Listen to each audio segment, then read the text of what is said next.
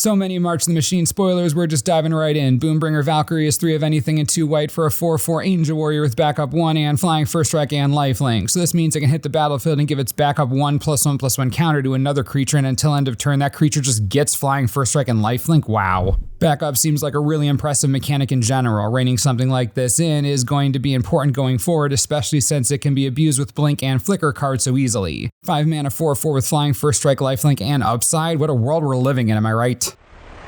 Norn's Inquisitor is 1 of anything and 1 white for a 1/1 Phyrexian Knight. When it enters the battlefield, incubate 2. Whenever a permanent you control transforms into a Phyrexian, put a +1/+1 counter on it. Sweet little card that synergizes with itself. Remember, Incubate 2 is going to create a little incubator token with 2 +1/+1 counters on it, and you can pay 2 to transform it into a Phyrexian, triggering the Inquisitor and making this 2/2 a 3/3. That's very nice. Being a 1/1 for 2 is really tough, but at least it brings more power later.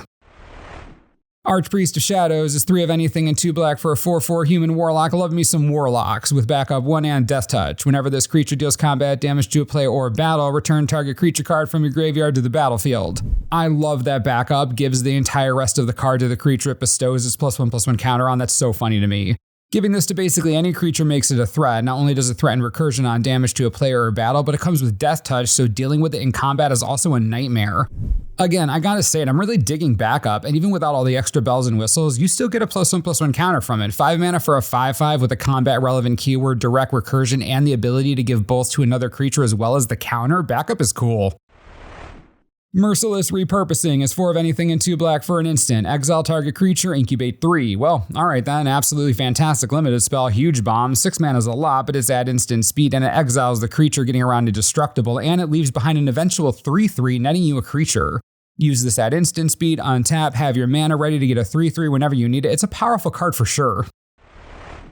Scrappy Bruiser is 3 of anything and 1 red for a 3/4 Raccoon Warrior. Love it. Whenever the Bruiser attacks, up to 1 target attacking creature gets +2/+0 and gains trample until end of turn. Return that creature to its owner's hand at the end of combat. Return it only if it's on the battlefield. Aw, shucks. Would have been neat to recur it no matter what. Regardless, it's a very interesting card. You get to pump something up, then bounce it back to your hand. You can pair this with any number of cool commander cards. Dockside Extortionist would be hilarious if you can get it through. Imperial Recruiter, same thing. Maybe pop back a Combustible Gearhawk or Carter Doomscourge. Just saying, could be a lot of fun. Kami of Whispered Hopes is 3 mana for a 1/1 Spirit. If 1 or more +1/+1 counters would be put on a permanent, you control that many +1/+1/1 counters are put on that permanent instead. You can tap it to add X mana of any color where X is the Kami's power.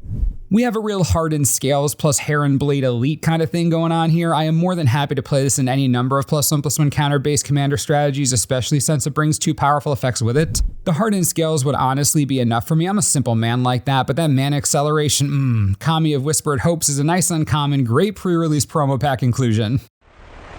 Botanical Brawler is 1 green and 1 white for a 0/0 elemental warrior with trample, and it enters the battlefield with 2 +1/+1 counters on it. Whenever 1 or more +1/+1 counters are put on another permanent you control, if it's the first time +1/+1 counters have been put on that permanent this turn, put a +1/+1 counter on the Brawler. Wow, that's a lot of times to put +1/+1 on card text. Dang, right, okay. So any card that blankets your side of the field with +1/+1 counters is going to stack them on top of Botanical Brawler like it's a frickin' Jenga tower.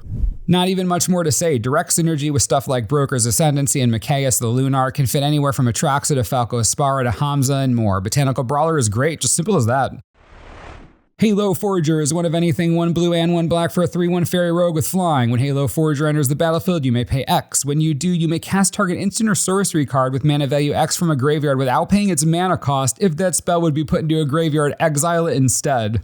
Halo Forager is savage. The card not only steals something specific from any graveyard at all, not just yours, but then you exile it after you use it. You steal it, then get rid of it. That is such a fairy thing to do.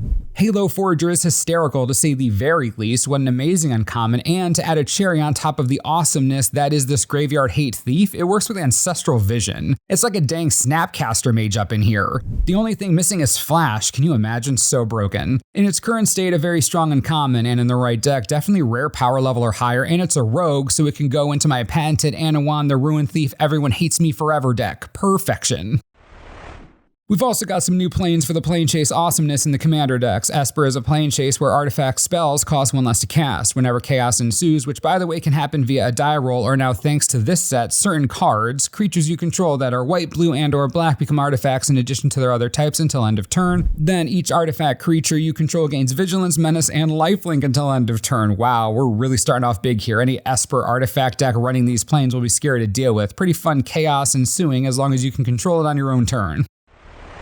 Nyx is a Plane Chase where non-token creatures are enchantments in addition to their other types. It also has Constellation, haven't seen that in a minute. Whenever chaos ensues, choose a color. Add an amount of mana of that color equal to your devotion to that color. So Nyx basically becomes Nykthos Shrine to Nyx whenever chaos ensues. And the Plane Chase itself is all about everything being enchantments. I dig it. Now, make sure to like and subscribe for more spoiler coverage. It's coming real fast these days. And as always, thanks for watching.